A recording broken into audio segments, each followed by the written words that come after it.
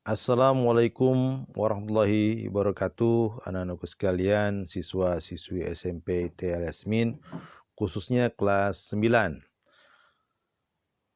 Kali ini Bina Akhlak Muslim akan membahas tentang sejarah kebudayaan Islam dengan tema masuknya Islam di Nusantara. Di dalam bahasan kita tentang kedatangan Islam di Nusantara, itu ada 3 hal yang akan kita bahas. Pertama, kedatangan Islam di Indonesia, kemudian penyebaran Islam di Indonesia, kemudian yang ketiga adalah pengaruh Islam terhadap kebudayaan di Indonesia. Nah, inilah bahasan kita ke depannya. Anak-anakku sekalian, masuknya Islam ke Indonesia atau ke Nusantara itu memiliki 3 teori, ya. 3 teori tentang masuknya Islam ke Indonesia. Pertama adalah bahwa yang menyatakan Islam masuk ke Indonesia sejak awal perkembangan di Jazirah Arab. Itu tentunya pada masa-masa awal Islam berkembang di Jazirah Arab, di Makkah, sudah masuk juga Islam ke Indonesia. Nah, teori ini dikuatkan oleh siapa? Pertama adalah oleh Profesor Dr. Buya Hamka, kemudian Profesor Jumardi Azra, kemudian Uka Chandra Sasmita, kemudian oleh Hashimi, kemudian oleh Thomas W. Arnold, ya. Nah, ini adalah tokoh-tokoh yang menguatkan bahwa Islam itu masuk sejak awal-awal perkembangannya di Jazirah Arab ke Indonesia. Nah, teori yang kedua yaitu Islam masuk ke Indonesia sejak abad ke-11 Masehi atau abad ke-5 Hijriah. Ini dasari atas ditemukannya batu nisan yang bertuliskan tanggal 7 Rajab 475 Hijriah bertepatan dengan bulan Desember 1082 Miladiah. Nah, teori inilah ya, temuan ini atau teori ini yang menguatkan tentang bahwa Islam itu masuk pada abad ke-11. Ada juga yang mengatakan bahwa yang ketiga, Islam masuk pada abad ke-13. Ini diungkapkan oleh Christian Scott Nyegronya. Ya, Islam masuk ke abad 13 ini dari jalur Gujarat India. Nah, anak-anak sekalian, yang perlu diketahui adalah bahwa Christian Scott Nyegronya merupakan seorang orientalis yang mengganti namanya menjadi Abdul Ghafur. Mengapa dia mengganti dirinya? Agar bisa mempengaruhi umat Islam di Indonesia, merusak. Ya, maka apabila melihat itu semua, teori yang mengatakan Islam itu masuk ke abad 13 dari Scott Nyegronya itu bisa kita tolak atau kita tidak terima. Karena Scott Nyegronya merupakan orientalis yang berusaha untuk menghancurkan Islam di Indonesia pada saat itu. Anak-anak sekalian, Islam masuk ke Indonesia memiliki sistem penyebaran. Jadi ada 5 sistem penyebaran Islam di Indonesia. Yang pertama adalah melalui jalur perdagangan, di mana ini merupakan aktivitas perdagangan yang pada abad ke-5 hingga ke-16 itu ramai di Nusantara.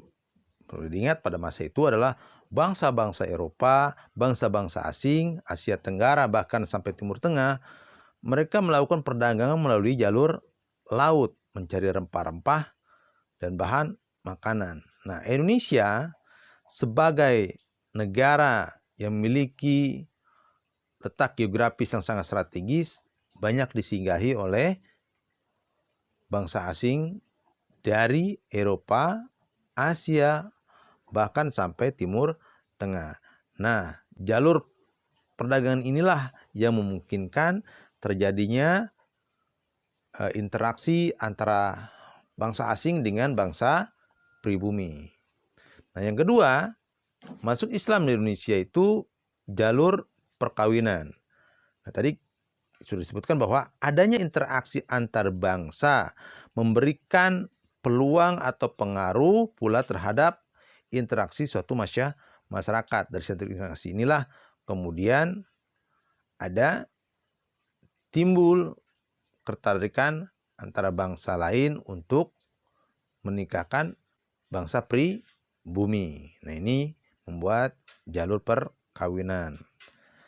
Nah, yang ketiga, masuknya Islam Indonesia melalui jalur pendidikan atau bahasa kitanya takafu fiddin.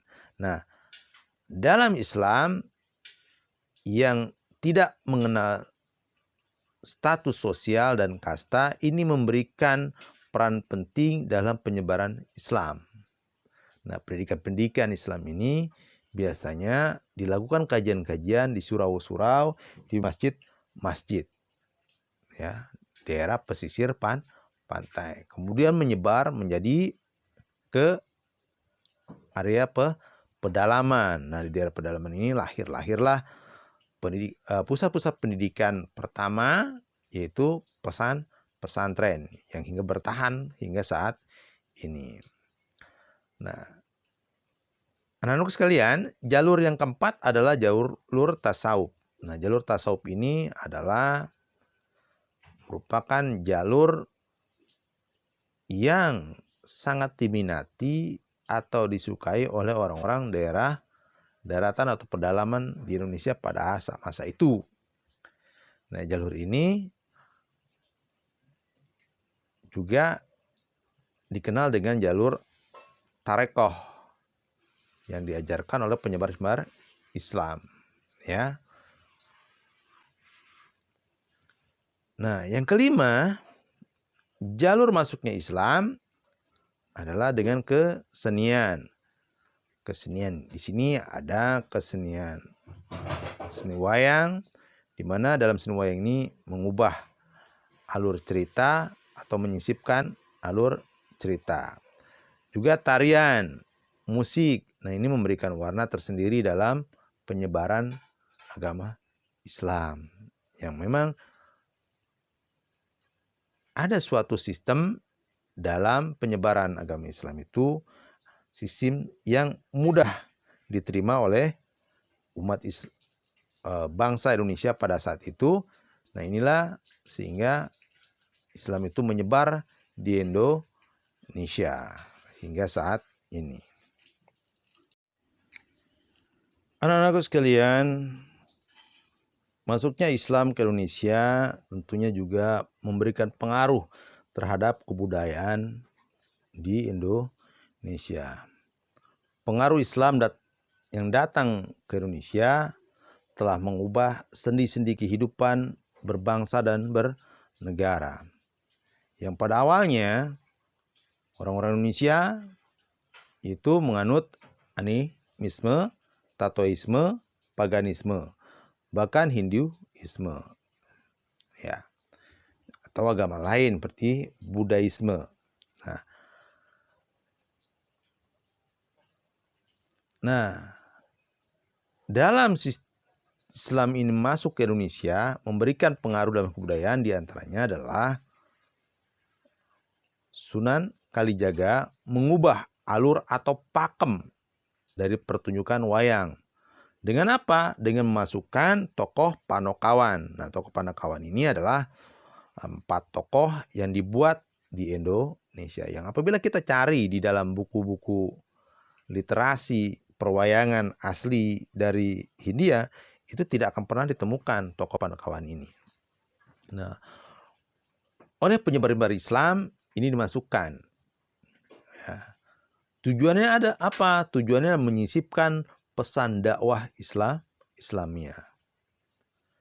Nah, pengaruh Islam terhadap budaya kita juga berpengaruh pada sistem style atau penampilan berbusana masyarakat Indonesia.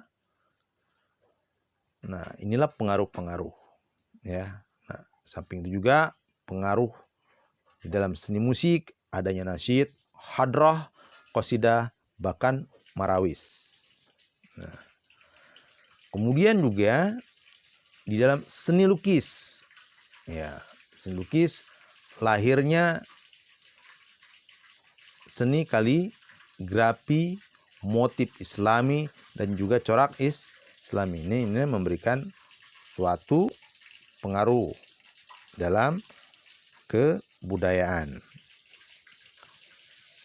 Yang ketiga, seni tari, adanya tari saman, tari sendati. Nah, ini pun dipengaruhi oleh unsur Islam. Yang terakhir adalah seni arsitektur. Nah, ini seni di dalam geria, perumahan atau bangunan yang juga mempengaruhi dalam budaya di Indonesia. Nah, jadi anak-anakku sekalian, jelas Islam itu sudah memberikan corak tersendiri di dalam kehidupan berbangsa dan bernegara di Indonesia. Maka wajar kalau Islam itu sangat mayoritas di Indonesia. Dan masuknya Islam di Indonesia tidak melalui peperangan atau penjajahan, tetapi melalui jalan-jalan yang tadi, yaitu perdagangan, kemudian pendidikan, tasawuf, kemudian seni dan budaya, ya, dan perkawinan. Dan ini adalah jalur masuknya Islam, sehingga Islam itu mudah diterima dan bisa diterima oleh masyarakat Indonesia yang memang pada masa itu adalah merupakan masyarakat yang sangat ramah tamah terhadap bangsa lain. Anak-anakku sekalian, kiranya sampai di sini bahasan kita tentang penyebaran agama Islam di Indonesia. Semoga ini memberikan manfaat bagi kita semua. Terima kasih. Wabillahi taufiq wal hidayah. Wassalamualaikum warahmatullahi wabarakatuh.